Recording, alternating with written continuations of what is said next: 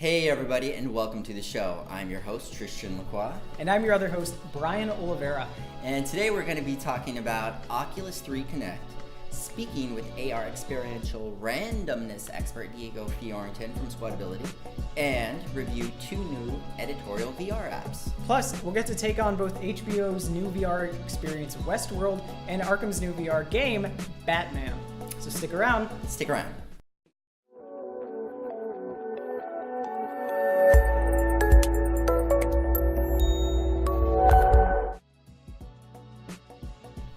Oculus Connect 3, held in San Jose from October 5th through 7th, pretty much took over the VR scene these past few days, covering everything from audio to VR future state. Some highlights of the developer conference include Facebook Messenger video calls in VR, Oculus Touch, and Web VR browser, Caramel. This is big. It denotes a fundamental shift in how everyday interactions will be shaped by the VR platform, and it democratizes the technology for the masses. Some people might say, wait, what is WebVR? Well, WebVR is an experimental JavaScript API that provides access to virtual reality devices, such as Oculus Rift, HTC Vive, Samsung Gear VR, or Google Cardboard, all within your browser. Oculus's new framework for building WebVR interfaces is called React VR. It's a JavaScript library designed to streamline the development of web-based experiences on PCs and mobile. This will do the same for creating web VR content, though. So Caramel, the browser, will run on both Gear VR and Oculus Rift, and is fully optimized for them. And some recurrent themes and announcements were people, social, virtual physical space, Oculus rooms, avatars, and parties. So Oculus wants to quell the image of the lone human locked inside his virtual world by enabling self-representative avatars that can intermingle with like-minded users in a party up to 8 people in a virtual room to play games and other activities. Other mentions at the Oculus event include the Haptic API, the Guardian API, asynchronous time warp and space warp to reduce judder, and a cheaper Oculus-ready PC, yes, cheaper, by CyberPower starting at $499. Thank you. Some new games of the platform are, Brian, please. Well, okay, so Lone Echo, which is the largest production to date for a single-player story, was made exclusively for Oculus Touch controls. The game's director, Dana Jan, from Ready at Dawn Studios said, Lone Echo is a first-person exploration experience set near Saturn in the Rings, where you are mining for helium. It's an open game where you are moving around, pushing and pulling and navigating with the touch controllers. Yeah, so I have to admit that once I saw the trailer from Lone Echo, no joke near its side, I was hooked. I had a sense that I was a part of the movie Gravity, actually. The storyline is a bit similar. I also immediately wanted more. I wanted to be able to interact with the characters via verbal feedback and have an AI talk to me and parse out responses. I guess I'll have to wait for that functionality. Lastly, we can't forget the artists and the adventure seekers. New art tools for sculpting and animation tools were featured, as well as new VR experiences like Mission ISS, where astronauts can actually mimic being in space, and they were actually using this to train astronauts. It was really cool. All right, so now we're going on to some app reviews we have special and some game reviews. Hang tight. So in the world of entertainment and VR apps, first we're going to tackle HBO's Westworld. So I couldn't get away from Westworld this weekend, and that was a good thing. So HBO created a Westworld experience for the HTC Vive, and it was pretty compelling. Users at Comic-Con described the setup as part human and part VR journey, where the two meet is the play space. This is the perfect medium for VR, acting both as a driver of the creative narrative and the marketing channel for the experiential connection. HBO's savvy employment of technology is also felt in the series itself, which tells a story of a robotic host working in an adult theme park set in the Wild West. As the robots gain consciousness, they soon discover that their reality is neither real nor of their making.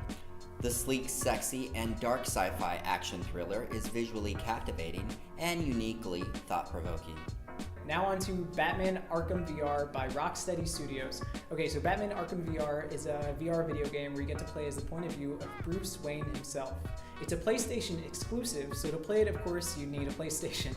However, there are 360 and stereoscopic trailers available for Google Cardboard and Oculus, which is, actually kind of nice. It's a fairly simple game that focuses mostly on the immersion and storytelling, more so than the heavy game features. In it, you solve mysteries and gather evidence, look for clues, flick batarangs, and even rappel and fly up. So I liked it, honestly. If you're a huge Batman fan, you might cry at some points, as you watch your parents die or enter for your first time into the Batcave and really feel it. From the first opening of your eyes, you can tell that this game had a lot of expectations to get past. We've spent years playing the Batman games where we had freedom to move around and do things. VR plays like its own medium. At times it feels almost like a movie that you get to explore, similar to like a massive RPG. If you like Batman though, you'll love this game. It's honestly only an hour long and so worth it. The exploration and immersion, when you look at yourself in the mirror and see the Dark Knight, you'll feel something.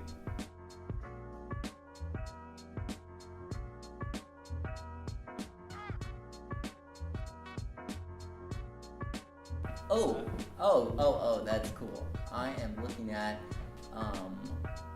asteroids or shooting stars. I'm actually on the surface of Pluto. Wow. I'm not gonna forget this in my day today. So I definitely could see this as a new medium for compelling editorial in a way that instantly grabs the audience. The functionality is pretty easy. I mean, you scroll through and pick your experience, tap, it gives you a delay, it gives you a choice whether to put it on the headset or watch it just via your phone without the headset. So New York Times VR, definite recommend. And I actually am curious to see what other editorial content they have.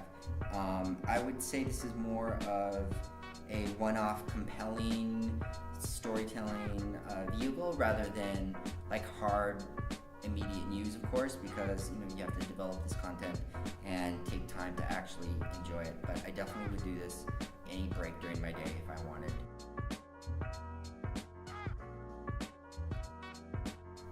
Oh, hello, you're talking. This is a large setup. Is that for YouTube? Thanks for watching. Please take your phone out of the cardboard. It's pretty uniform. It works.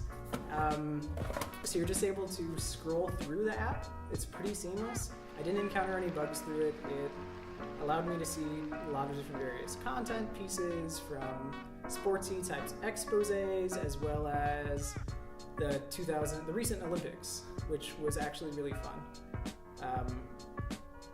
I would recommend the app to anyone interested in more up-and-coming content, like large pieces that are really interesting to already see about on the news. Wide-tail content, totally great. USA is doing that really well. I would actually love to see them do some opinion pieces in VR. I think they could take that chance. They had this really awesome one that I loved, taking a tour at Burning Man.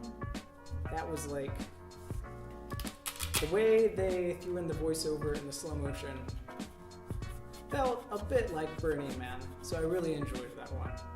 But yeah, it's the USA Today VR app. I think you should check it out because it's actually really fun. So check it out. I'm not the kind of person that wants to stay static, right? I need to be always moving, creating new projects, meeting new people, and achieving my personal goals, right?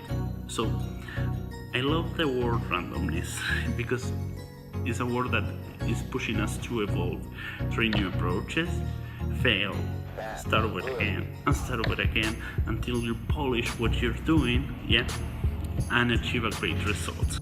To be always creating new products, creating things that didn't exist, and well, being part of that new solution, new product, it makes me proud and makes me really happy. That's what drives me every day.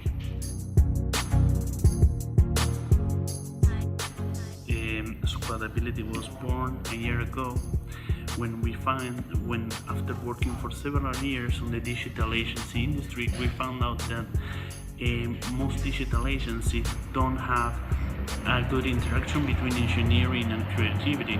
Most of them just do the creativity side and outsource the technology side, and this generates a lot of problems during the project, and also this affects the outcome that is provided to the client. So what we decided to do is to mix the engineering and creativity project from the very beginning. What we do here basically is we provide our customers with solutions that require technology, and creativity, design, etc. Most of our clients work on the advertising industry, so we must provide them always with wow solutions. Some clients want to put all their effort in creativity and quality, and other clients want just to move faster. So the first thing we need to do is to identify what is the most important thing for each client. Any client that's trying to make a big difference in the way we live, any client that is dreaming high, on making a big change, that's a dream customer for me.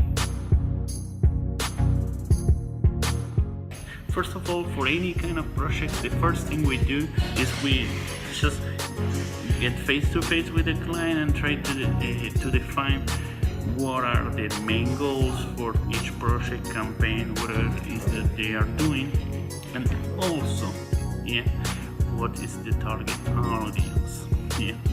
Once we have that, we have a lot of meetings with our client, and we use one of our internal tools that the name is the solution board, in which we track that each idea that we bring into the table is related and it's solving one of the problems that the client has, and it's aligned with the project goals. Every time we finish a project, I feel like a huge emotion that steams me up, right? It's energizing to see how the work you do is affecting others, in a positive manner, right? For instance, if you build a game and you start seeing people engaged with the game you build, that is an emotion that only people that live through that can explain. Thank you so much for watching today. Please, if you haven't already, subscribe somewhere around here. It's probably beneath my legs someplace. Just hit the subscribe button.